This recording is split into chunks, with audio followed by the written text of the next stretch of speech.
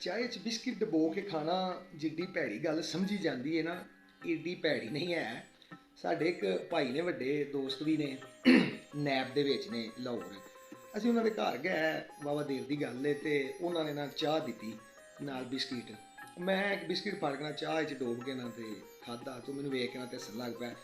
ਮੈਨੂੰ ਆਂਦੇ ਨੇ, ਯਾਰ ਤੇਰੇ ਚਾਹ 'ਚ ਬਿਸਕੁਟ ਡਬੋ ਕੇ ਖਾਣ ਤੋਂ ਨਾ ਇੱਕ ਗੱਲ ਯਾਦ ਆ ਗਈ ਹੈ ਕਿ ਜਦੋਂ ਮੇਰੀ ਨੈਬ ਦੇ ਵਿੱਚ ਨੌਕਰੀ ਪੱਕੀ ਹੋ ਗਈ ਨਾ, ਤੇ ਘਰ ਦੇ ਰਿਸ਼ਤਾ ਲੱਭਣ ਲੱਗ ਪਿਆ। ਇੱਕ ਥਾਂ ਤੇ ਰਿਸ਼ਤਾ ਲੱਭ ਗਿਆ, ਗੱਲ ਪੱਕੀ ਹੋ ਗਈ, ਮੰਗਣੀ ਵੀ ਹੋ ਗਈ।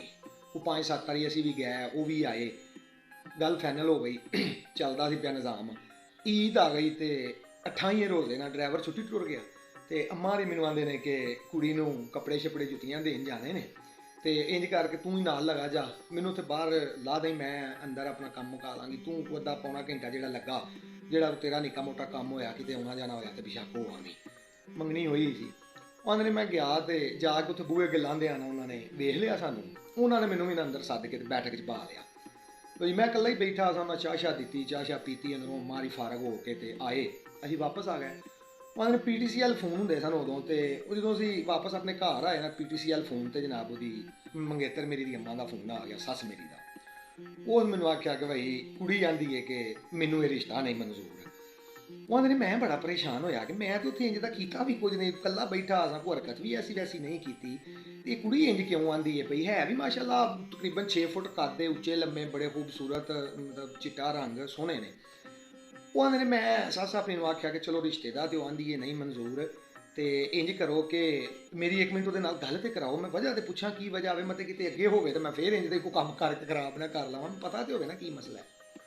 ਲੋ ਜੀ, ਉਹ ਆਂਦੇ ਨੇ ਮੰਗੇਤਰ ਆਪਣੀ ਨਾਲ ਮੈਂ ਫੋਨ ਤੇ ਗੱਲ ਕੀਤੀ। ਉਹਨੂੰ ਮੈਂ ਕਿਹਾ, ਬਈ ਮੈਨੂੰ ਮਸਲਾ ਤੇ ਦੱਸ, ਨਾ ਗੱਲ ਦੱਸ ਮੈਨੂੰ, ਗੱਲ ਕੀ ਹੈ, ਕਿਉਂ ਤੂੰ ਇੰਜ ਨਾ ਕੀਤੀ ਹੈ, ਜੇ ਮੰਗਣੀ ਵੀ ਹੋ ਗਈ ਹੈ, ਸਾਰਾ ਕੁਝ ਹੋ ਗਿਆ ਵੇ। ਉਸ ਮੈਨੂੰ ਆਖਿਆ, ਜੀ ਗੱਲ ਇਹ ਵੇਖ ਸਿੱਧੀ ਸਿੱਧੀ ਕਿ ਤੁਸੀਂ ਪੱਲੂ ਹੋ, ਕੱਲਮ ਕੱਲੇ ਤੁਸੀਂ ਉੱਥੇ ਬੈਠੇ ਸੋ, ਤੁਹਾਨੂੰ ਇਹ ਲੱਗਦਾ ਸੀ ਕੋਈ ਵਹਿੰਦਾ ਨਹੀਂ ਪਿਆ, ਲੇਕਿਨ ਮੈਂ ਖਿੜਕੀ ਤੋਂ ਤੁਹਾਨੂੰ ਵੇਖ ਕੇ ਗਈ ਸਾਂ, ਤੁਸੀਂ ਚਾਹ ਦੇ ਵਿੱਚ ਬਿਸਕਿਟ ਡਬੋ ਕੇ ਖਾਂਦੇ ਸੋ ਪਏ, ਇਸ ਵਜ੍ਹਾ ਤੋਂ ਮੈਨੂੰ ਇਹ ਰਿਸ਼ਤਾ ਨਹੀਂ ਮਨਜ਼ੂਰ ਹੈ।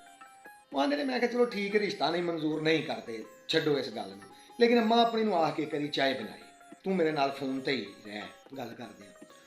ਉਹ ਮੇਰੀ ਜ਼ਿੱਦ ਕਰਨ ਦੀ ਵਜ੍ਹਾ ਤੋਂ ਉਹਨੇ ਆਪਣੀ ਅੰਮਾ ਨੂੰ ਆਖਿਆ, ਚਾਹ ਬਣ ਕੇ ਜਨਾਬ ਆ ਗਈ ਕੋਲ।